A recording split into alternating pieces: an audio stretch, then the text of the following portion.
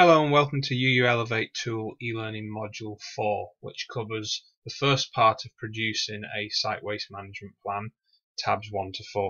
These first 4 tabs are aimed at the project's design phase and are intended to help the project designer think about how they can minimize the amount of waste that a project's design will produce.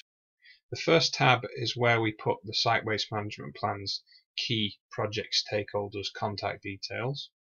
The second tab has the most influence on the project's design. It's a series of questions that the designer has to think about to see if there are any different ways they can go about designing a project to eliminate waste being produced or to find other alternative homes for waste that can't avoid being produced.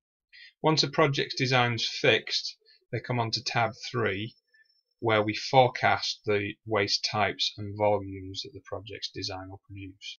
And finally, tab 4, once we know what types and volumes of waste we're going to be producing, we have a think about how we're going to manage those waste streams. So now I'll walk you through the detail of each of these tabs one at a time. So carrying on from where we left off in Module 3, let's go into the project that we created then. And on the project's front page, click on the Site Waste Management Plan tab to begin. You're taken to the Site Waste Management Plan home page. This table here shows you how complete the Site Waste Management Plan is.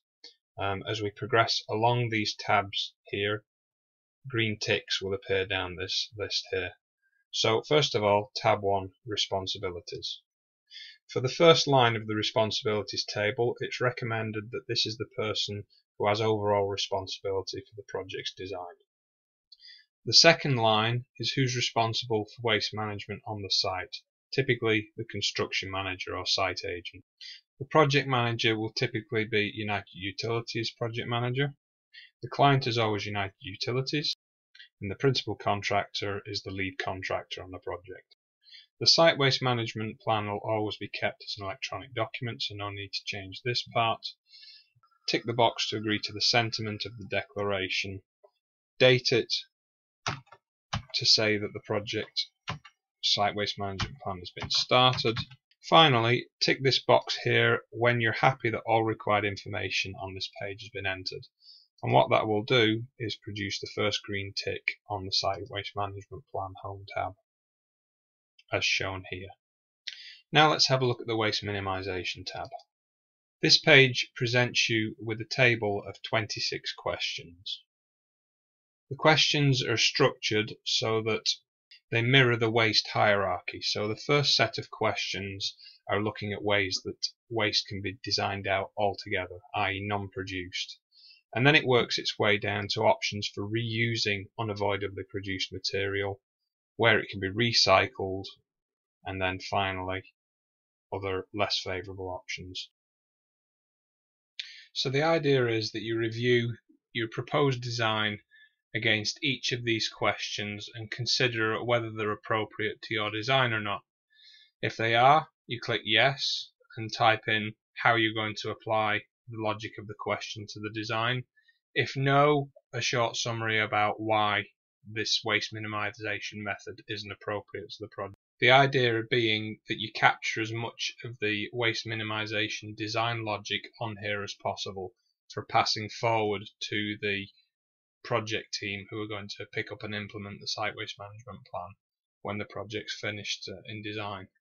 You'll see that the questions themselves are not just about the actual project's design itself, but also about making sure that enough time is given to implement the prompts and enough space is provided as well to stockpile material to give you a good enough chance for it to be reused either on the project or on another one that coincides. Finally, it's important to note that some of these prompts will trigger actions for the design team to go away and investigate. It's important to capture what action needs progressing, who's going to do it, when it's going to be done by, so that when the management plan's revisited, those actions can be updated. Question 27 at the bottom asks, have all actions identified been assigned for progressing within the team, etc. So Here's where any actions that need investigating can be captured. Final point of note on this question set are sub-questions A to E at the bottom here, which are concerned with Elevate's waste notice board. If any of these questions are answered yes, the project's information that's written down in these boxes gets transferred through to the waste notice board. Effectively, you're either advertising waste being produced by this project for offer to another project, or inviting material from another project to be used on this one.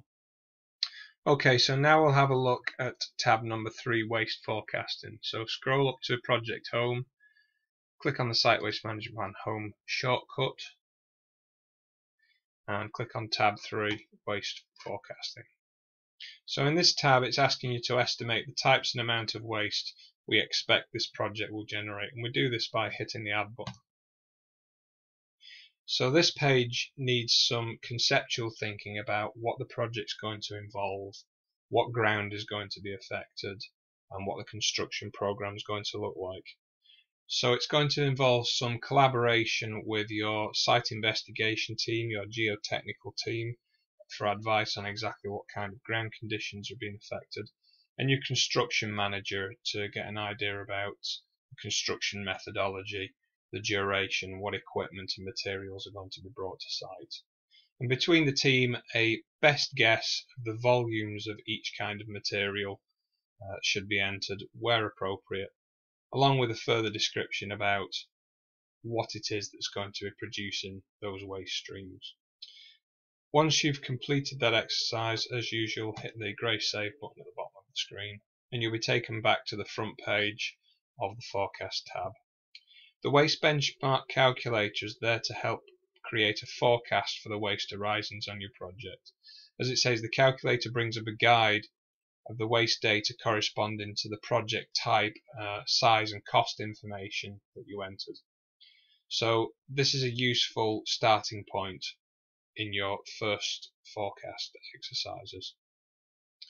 Once you've completed this tab, as before, tick the grey box here and the green complete tick will appear on the Site Waste Management Plan homepage to show that this tab's finished. Now we'll move on to the waste management options. So tab 4 is concerning the waste management options for each forecast waste stream. I've pre-entered some on tab 3 here. So for each waste stream, the idea of the exercise is to have a think about how the quantity of this waste stream could be reduced, whether it could be reused on site or off site, whether it has to be recycled, and if that could be done on site or off site. The simple difference between recycling and reusing something is a material can be reused with minimum processing, whereas recycling means some treatment is involved. And then finally, looking at the less favourable waste management options, energy recovery or disposal to landfill site. So to enter the percentage treatments for each waste stream, click on the edit button and then enter how each waste management option will be achieved either on site or off site for this particular waste stream. So I'll enter some examples here.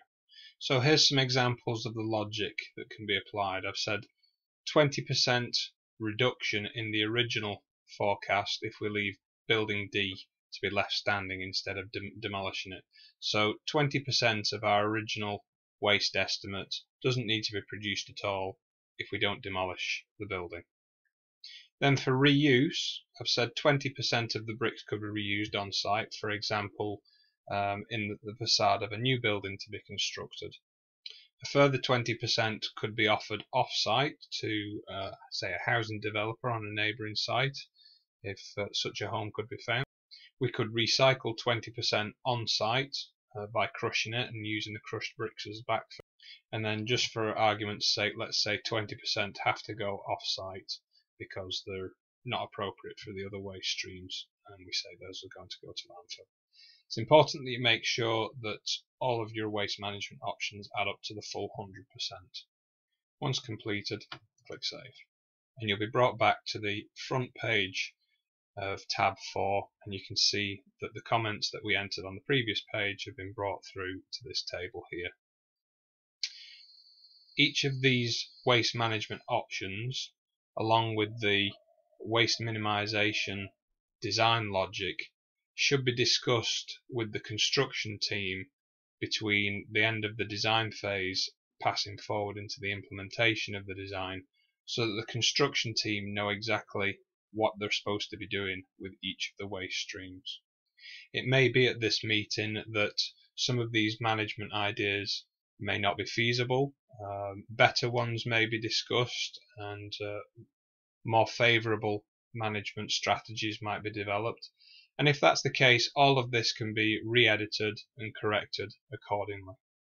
Finally, at the bottom of this page, you can also manually add waste to the waste notice board again by taking materials that you've listed in your forecast here, hit the add button, and you'll be taken to this add upcoming waste option, where any of the materials that you've selected can be taken from the drop down list, quantities put in, a date that they'll be available from, and a detailed description. By ticking this button here again, this information will be ported through onto the notice board. Hit submit to do so. And the information you've entered will be presented like so. Again, any corrections or to delete it, the appropriate buttons are just over here. Once you've finished tab 4, as before, just tick the all required information box and hit submit. That concludes learning module number 4.